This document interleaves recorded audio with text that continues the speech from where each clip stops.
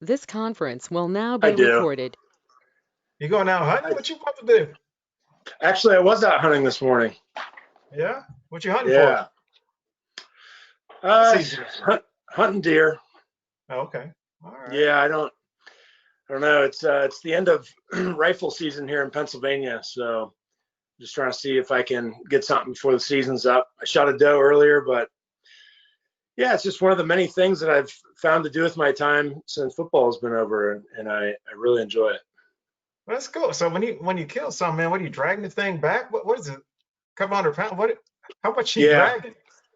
yeah, it depends upon where you are in the woods, but you have to gut it and then you have to drag it. Fortunately, most of the places that I hunt, I am able to access by like a side by side or um, a vehicle. So Okay. yeah, but you got to drag it. That's a thing Nice. too. If you're up in the mountains and you got to drag a deer for 2 miles, it's not fun. That's what I was gonna say. Kind of. Yeah. Okay. All right. That's cool, man. Everybody's Part got their time is thing, good. huh? Huh? Everybody's got their thing. Yeah, that's right. I just gonna be dragging for 2 miles, man. I have to call someone, a hunting Uber or something, come get this thing. Shoot. Exactly. But yeah, I was gonna say, so you doing all right health wise? I mean, everything good? Yeah, I'm pretty good. It's weird. I was just sitting there this morning thinking about that. I just hit 42, and it's like things creep up on you. You're still like, okay, I'm all right. I still got this. And then it's just one thing after another, little things set in. But I've had my share of surgeries from football. I had like 10 surgeries when I was playing in the league, so Oof. that's a thing. So those Those are on your orthopedic elbows, injuries right? add up. I remember What's you that? saying before. I remember you saying before that you had a lot of injuries on your elbows. Is that what it mostly was? Yeah, so I've got bad shoulders. My shoulders are Yeah. the worst. So I've had two surgeries on each shoulder, and I'm going to be due for a shoulder replacement, hopefully not sooner than later. But yeah, my elbows bother me, back, knees a little bit. So they could be better, but I'm still pretty active, still pretty functional. So Yeah, how my about knees how, are shot. your knees are shot? Oh yeah, my Oh knees. man, I mean, just playing on that turf. I was just talking to one of my buddies or colleagues down in the other office, and talking about playing on that Astro turf. It had no give, and obviously yeah, years after they went to the artificial regular grass or whatever you want to call it. So which is yeah. much better. But it's rough, man. Getting old. Yeah, yeah, the AstroTurf, man, that was really bad. I remember how hot it was too on that stuff. That was crazy. I remember, I think it was either 97 or 98. What was your last year? My last year was 99. My redshirt senior year was 90. Well, yeah, that sounds about right. Do you Yeah, remember when we played Oklahoma? I think it was 98. We played Oklahoma State at home in our opener, and it was just blazing hot. I do. I do. Yeah, I remember that vividly. Had a good game. yeah, We ended up losing towards the end. yeah, Uh, but yeah, yeah, it was definitely a scorcher. Leg was starting to cramp up towards the end. yeah, Couldn't get enough fluids. big time. Yeah. Um, well, shoot, I appreciate you taking the time to do this, man. Means a lot. I kind of got off on doing this stuff, and I don't know. I didn't really have an end in mind, but I just thought, if kind of getting guys that have gone through it before, and if these young guys can kind of learn from it, it'd be great. So definitely appreciate your time. Yeah, man, absolutely. My pleasure. I'm glad you reached out. It's really cool you're doing this. So this is like with the whole pandemic lockdown, this is just kind of like a little inroad for you to stay connected with athletes and try to help them out, huh? Yeah, that's actually a good way to articulate it. Yeah, It kind of keeps me somewhat close, to sports and kind of combine both worlds a little bit. And I'm sure as we kind of dig into this, I mean, back years ago, we didn't have anything or have anyone really talking to us or putting this stuff in our mind to really expose it. And so consequently, you have guys that we learn these bad habits, and of course we get out into the real world. It takes us a while to get rid of these bad habits. And so I think if anything, if I can just kind of expose, these student athletes to this a little bit and kind of create that foundation, and hopefully create some of these habits that'll be beneficial for them. Yep, definitely. Well, let me hit my little intro, which I probably just kind of regurgitate some of the stuff. So, hey guys, what's going on? This is Pat Brown. I am a financial advisor with Edmonds Duncan in Lawrence, Kansas. Here I played football for the University of Kansas many years ago, played outside linebacker and started for 3 years and had a great time doing it, and became very passionate about financial literacy for student athletes. And this path is kind of led me down this path of interviewing former student athletes with the hopes that current student athletes can learn from their successes and failures. And so I want to read real quick the definition of financial literacy, because I'm under the impression a lot of student athletes have this connotation that it has a negative vibe to it, which I don't think is the case. So financial literacy is a possession of a set of skills and knowledge that allows an individual to make informed and effective decisions with all of their financial resources. So, got that out the way. I want to introduce my man, Justin Hartwig, who I played ball with, which hopefully if we have some young student athletes listening, kind of heard earlier when we were just kind of talking in general, but Justin is, great guy. Played offense. I don't know if that really makes him a good guy, but, defense is where it's at. So I digress. So I had to do a little cyber stalking on you, man. And, obviously you had a great career. For those that don't know, Justin was all but 12 his junior year with KU, and all but 12 honors as a senior captain, was a captain as well. And Justin was drafted. So let me go back. So when you played at KU, you played right tackle, right? Yeah. So when you were drafted, were you drafted as a tackle, or were you drafted as a center? That's a good question. I think I was projected as a guard in the league. They moved me inside to guard, and my first year played guard and did really well. Came into training camp and essentially forced my way onto the field. There was an injury at center for our Titans team, and they said, well, you're definitely at least our fifth best lineman. We want you on the field. And so I created an opportunity for myself and ended up at center, and the rest is history. I ended up playing 8 years in the league at center.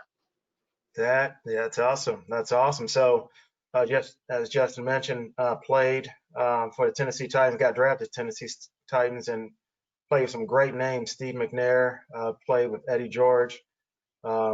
And Eddie George had a great 1,000-yard rushing season while Justin was on that line.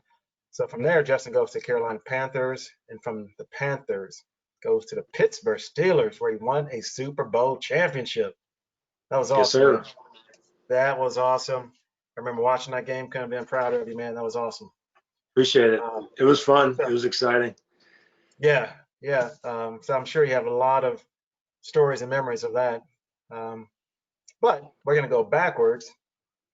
And, with your time at KU, your freshman year, sophomore year, what were your thoughts about money, or did anyone talk to you about money as far as credit, as far as savings, budgeting, anything of that nature?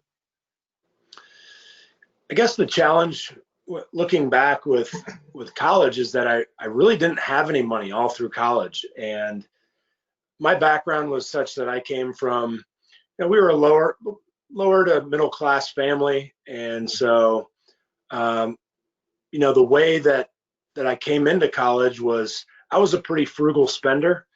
Mm-hmm. And my dad would talk to me about general things like budgeting your money, but I didn't have a lot to budget at the time. But I was able to see how my parents spent money and how they saved and their thought process. But credit was something that we definitely talked about a little bit.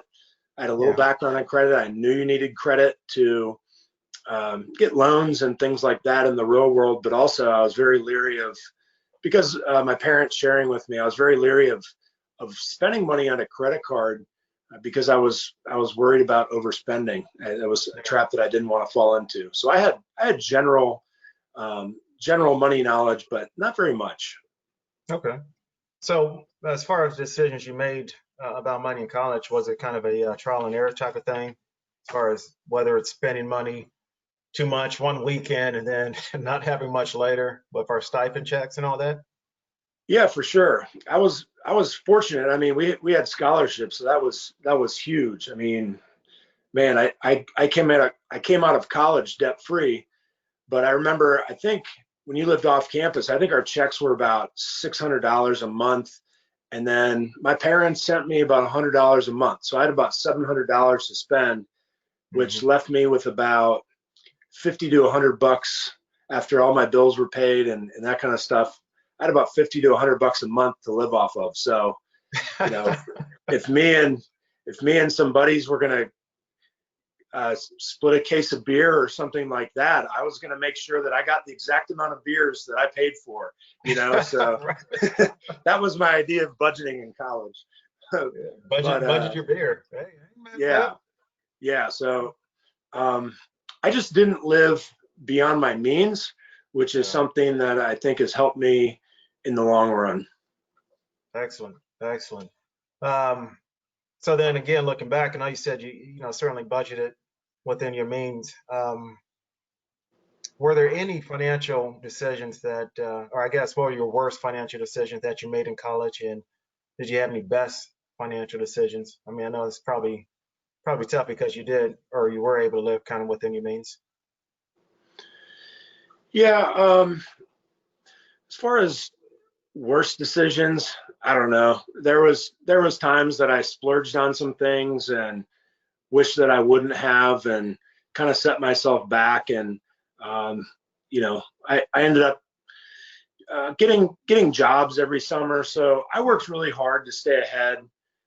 But it was definitely like a trial and error thing. That, like I said, there's times where lived beyond my means, but nothing that really came back to bite me in the big picture. I remember when I graduated from college, I still have a receipt from First Start Bank that shows my bank account balance, and I've held on to it. I don't know why, but I had $400 coming out of college, which is probably more than most kids did. But I just kind of towed that line of just, you know, spending what I had, so I didn't put myself in a rough position. But man, you look at it, and most kids come out of college and they're in a lot of debt, and they find themselves climbing uphill going out into the real world. It's tough. I had a unique path going straight to the NFL. I was very fortunate. I mean, I'm like the 0.1% that actually does that. But yeah, it was. I definitely see how it's an uphill climb for most kids coming out. Yeah, definitely. Looking back at college now, what do you wish that you have done different in regards to dealing with your money? I know some guys mention whether it's, investing at a younger age, or just being more knowledgeable, or asking more questions. I don't know if that was the case with you, because it seemed like your foundation was pretty solid from a frugal standpoint, and just you're able to kind of expand on that. Yeah, so that was good, but I definitely would have increased my knowledge. I look back now, and like, I remember when I got to the league, I got a nice paycheck coming out. I had no idea what to do with it. I didn't know anything about investing. I never really had money on a larger scale to budget, but I didn't know anything about investing. So I would definitely, and certainly there's classes for this in college, but it's stuff that everybody should know. You should know the stock market. You should know how bonds work. I would even suggest that kids dig into estate planning.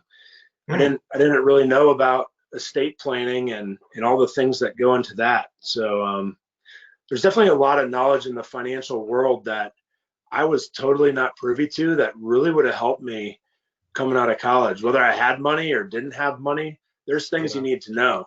And because I do think that there's a tendency to just kind of spend what you have. And I saw it a lot in the league. You know, you talked about kind of, I had a solid foundation for spending money and being relatively frugal, but I saw a lot of guys that came from nothing, but their culture was such that it was like glorified spending money. So to be like, you know, I got money, I'm going to spend money, and then the guys end up broke. And how many times have we seen that story? So I think there's definitely, you can tell guys all day long, hey, save your money. It's not always going to come in, but they don't want to listen, and they end up broke. So I think the habits that you form when you're young are habits that will carry over once you get older. So definitely like live within your means, study money, study investments, whether you should be, how to diversify. So there's the education starts now, because like they say, more money, more problems. You know, you get money, you spend money, and so got to be wise. I hear you, man. Yeah. I hear you. I hear you. So, and this kind of goes into the next question, which I think you already kind of touched on, but how have the habits you formed in college affected life after college, or has it? Yeah, I think after college, like I played in the NFL, I did well financially, and I kind of my career, you know, making money in the NFL, it kind of mirrors what I did in college, in a sense that I made some bad decisions in college, but everything is on a different scale. So, you know, those decisions didn't kill me. Same like, you know, you make a little bit more money when you're out of college, and you end up splurging on things that are bad decisions. You know, like houses. Man, I've learned so much from buying real estate and losing money on that kind of stuff, and just spending money on things because you can. I think that can be real dangerous too. Yeah, the stories are very similar. You know, the more guys, you know, that I interview, whether it's NBA or NFL, the stories are, you know, somewhat the same, as far as whether it's real estate, just understanding that, hey, look, you know, if you haven't necessarily made a team, don't go out buying a house. Or if you're in a particular state that doesn't have state taxes, you may be more beneficial to lease, because you don't know if you can make the team. So it's interesting to see these stories that are very, very similar. So we're getting kind of towards the end. So what are some of the pitfalls that you hope that your story could prevent to young student athletes out there, which, again, I know you kind of touched on as well, but, you know, if you were to, you know, kind of look backwards and you saw a young Justin, you know, what would you have said to him? Or if it's, you know, obviously a female student athlete, what would you words of wisdom kind of be? Yeah, just set good habits now and be the same guy. Don't let the world change you. Don't let money change you. Just decide who you're going to be, and be that person. And that it's especially true with money. Just stay within your means, have a budget, be wise. Don't spend money emotionally. You know, sit down, crunch numbers. We've all done that. We've all been feeling down and felt like, oh, well, you know, I'm gonna go buy some stuff and make myself feel better. You know, don't be that person. That's a great point, man. I haven't heard someone mention that yet, but that's a very good point. So now we're in the bonus round. So you were running the Fortune ones that, again, you mentioned that was able to make it to the next level. So how did you deal, and again, you touched on this as well, but how did you kind of deal with making such a significant jump financially, and, you know, were the things that you kind of put in place to kind of help you, or what, how did that kind of work for you? Yeah, for me, I've had, since I got to Tennessee, I was drafted by the Titans. Since I got to Tennessee, I interviewed several financial advisors, and I found some financial advisors that I really trust. I think trust is a huge deal. When I was playing in the NFL, I was good at playing football. And so I saw a lot of guys in the NFL that they would go out and try to start different business ventures while they were playing. And to me, I'm like, this is a short window of time in my life that I can focus on making a lot of money, and I'm going to put all my focus into that. And then I'm going to hire somebody who's really good at handling money and investing money to do that for me. So, you know, and over the years, my financial advisors, the big thing is trust. They've done well, but I trust them. So I think it's really important, because you see, and ultimately you don't know. Anybody can make bad decisions or turn on you at any point in time, but Sure. but there's a level of trust and comfort that I have with my financial advisors that I think is important. So I would say, you know, to that end, develop a relationship, especially with people that are going to be handling your money. And it's an important relationship. So I would say definitely trust. Hiring the right guys was the big thing for me going into the NFL. You know, so again, with some of the other guys that I interviewed, and that topic comes up as far as hiring the right group of people. Did you go through a process? Was it your agent that referred you? Did you interview a number of advisors that kind of got you to that point from a trust standpoint, or how did that process work for you? I tried to stay away from my agent's recommendations. I didn't want there to be some sort of cross contamination there with people's motives or what have you. So I actually talked to teammates who really had no stake in the game. I talked to a lot of teammates, said, "Hey, do you have a guy?" Or, you know, so it was pretty much just word of mouth and interviewing guys. But at the same time, I came out of college. I didn't even know what questions to ask them. I had no idea. You know what I mean? So it was like, you're interviewing somebody that's going to handle your money, and it's like, hey, so what's your strategy? But I don't even know what a good strategy is, you know? So Right. I got kind of fortunate that I had some good guys, but I mean, I would just tell the students now to learn about money as much as you can, because as you get older, it's just, the more you know, the better. Find out about life insurance, and these are all things that until you have like real world experience, you're going to be behind the eight ball a little bit. So while you're in college, you do have a good amount of time. I mean, I know people are working, some people are athletes, but now's the time that you should really be learning and preparing yourself for the next level. I spent too many nights out at the Hawk and the Wheel when I was in college. I could have been home learning about finances. Right. Again, it's well put. Just learn about other things, whether it's I might try to incorporate this as well, but just learn about what strategy is, and basically life insurance, estate planning. I mean, this is stuff that again people are not exposed to, especially people that are fortunate to make it to the next level. So that's good feedback. So finally, what is Justin doing now? Talk about yourself, man. What are you doing now since you went through school, went to the league? What do you do now? That's a good question. It's kind of been like a box of chocolates, life has been, because I was so focused on this one path for so long. I guess the big change with me is I became a Christian about 10 years ago. I became a believer in Christ.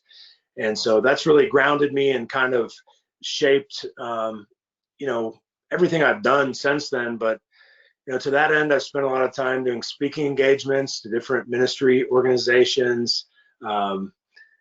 Besides that, I've been doing a lot of mentoring lately. I've run a couple small businesses.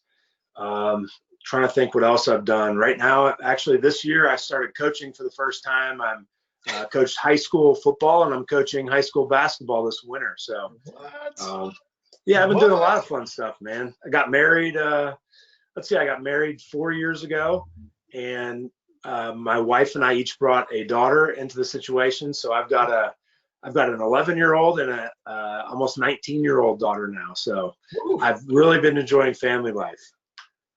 That is awesome, man. Congratulations, man. Congratulations to all your success. Tell me about your family, Pat. What's your family situation? You got kids, I'm assuming? Yeah, I have two daughters. So my oldest daughter turned 22. She Wow. just graduated from USC out in California. Wow. And so, yeah, she's pre-med. Um, she's actually about to go back to California to Loyola Marymount to do what's called a post-bac program to further her studies as she continues to med school. Got her smarts from her mom, so I don't know where the education came from, but and then my youngest daughter is a senior in high school, and Wow. there's literally night and day between the both of them. My youngest daughter is more of the creative. She had her first art show a number of months ago here in Lawrence at the Phoenix Gallery. When everything was kind of hitting the fan with regards to the quarantine, she literally went downstairs and was like, "Hey, Dad, I'm gonna go paint."